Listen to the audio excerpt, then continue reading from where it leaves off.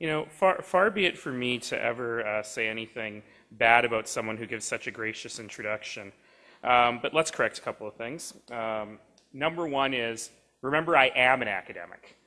Before I became a politician, not as distinguished an academic as Dr. Wolf, certainly, but still an academic. So I'm thrilled to be back in a lecture theater on a university campus. And I should let you know, I heard Deep at the beginning say that he wanted to speak for 15 minutes. I'm in a lecture theater, which means I can only speak in 50-minute chunks. I'm trained to do that, but I will try not to do that either. In fact, what I will try to do is speak for a short period of time so that we have some time for questions and dialogue. So please think of some questions as we go along. Now, I need to warn you about something, which is that I always say that. I always say I'm going to speak for a short period of time and we'll have a long period of time for dialogue, and I never succeed. That professor in me tends to go off on tangents. So today I actually have notes. I rarely speak with notes, but I was told that you actually will stick me to the time and I should actually speak about things that you find interesting and not things I find interesting. So hopefully those will be the same thing. Now, the second place where I must correct Mr. Crombie, I'm afraid, is, again, being an academic, I have to point out matters of statistics.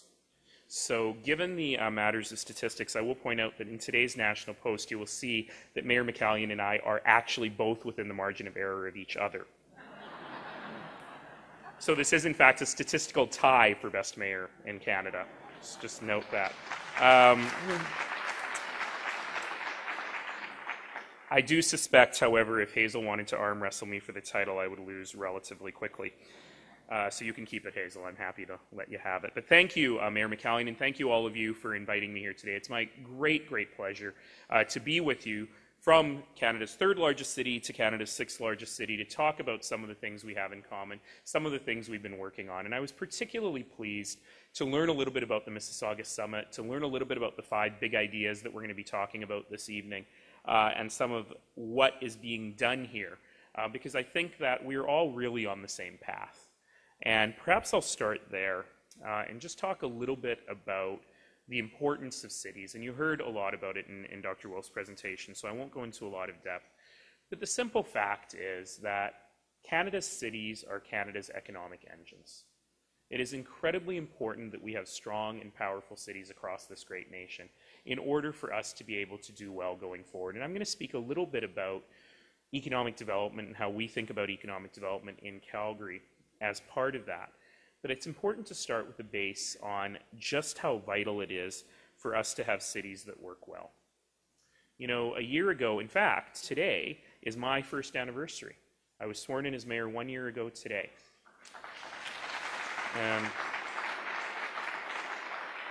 And what better place to spend an anniversary than Mississauga? Some people go to Disneyland. I come to Mississauga. I actually went to Disneyland for the anniversary of the election last week. My assistant convinced me that going to Disneyland would be a good way to celebrate the anniversary as long as she could come. And so we took 138 kids with disabilities to Disneyland for the day as part of a wonderful national charity called Dreams Take Flight. So Disneyland and Mississauga. What could be better? I understand there's teacups outside for me to go on. But one of the things I did a year ago is, during the campaign, spent a lot of time in real discussion with Calgarians. We released a different policy every week of the campaign. In the end, we had 12 of them. We called them better ideas, similar to the big ideas we're talking about here. And according to people who really understand politics, the political scientists in the room, this was crazy. This was pure suicide. Every one of those better ideas released every week, they were things like, politics should be about who has the best ideas, not the best money. That was about campaign finance reform. Or Calgary needs to remain the best place in Canada to start and grow a business. Or every neighborhood in Calgary must be a safe neighborhood. And every one of those we released with a little video, a little audio podcast, kind of a 2-page summary of what the idea was, and kind of a 5 or 7-page backgrounder, usually with footnotes, with the research that talked about how we would go forward in doing this. And a lot of political scientists said, "You are nuts.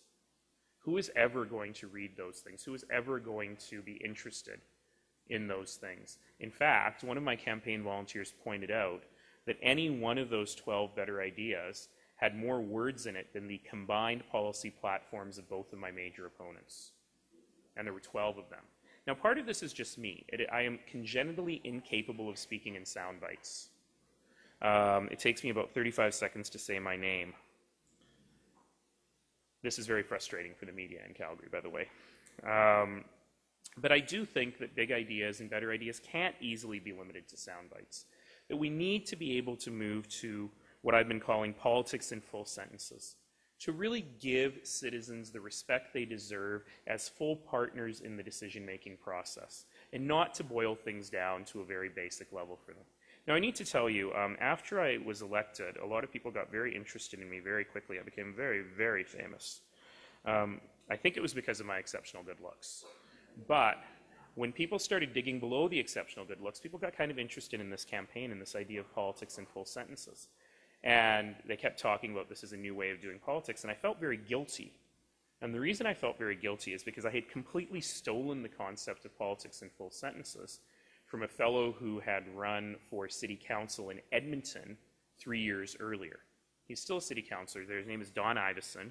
Don was 29 when he was elected to city council in Edmonton, beating a long-term incumbent. And if you saw his campaign brochures, you would have thrown up. You know, they were beautifully designed, but they were kind of in 8-point font, just packed with language. And he said that this is what appeals to people, politics in full sentences. So after I was elected and people kept talking about this, I felt bad. So I thought, all right, I have to give Don credit. So I kept saying, you know, this was Don Iveson's sentence. It's not even a sentence, ironically enough, politics in full sentence, just a phrase. But I kept having to give him credit, and then finally he came to me and sheepishly said he had an admission to make. First of all, it's not politics in full sentences, he told me. It's politics in complete sentences. And I said, great, I'm a marketing prof, I improved it. And then he said, and I stole it from the West Wing. So I've decided I'm not giving Don any more credit for this. But the reason that I raise this is because what we're engaged in right now, what the Mississauga Summit is engaged in, is in fact politics in full sentences. It is really not just about politics, but it's about talking about our community in full sentences, talking about what we're trying to build together in full sentences. And I think that that's something that really needs to be applauded and something that we need to really focus on further. I'm not going to talk for long about what kind of a city we need to build. I think that partially it's different in different places, but also partially because intrinsically as human beings who live in cities, and for the first time in human history now, the majority of the world's population lives in cities, I think we kind of know what cities that work well look like. You know, cities that are sustainable, that have smart density, that are well connected globally, that encourage diversity, that have a sense of discovery, that really brings in the idea of innovation and creativity. But let me tell you a little bit about Calgary. So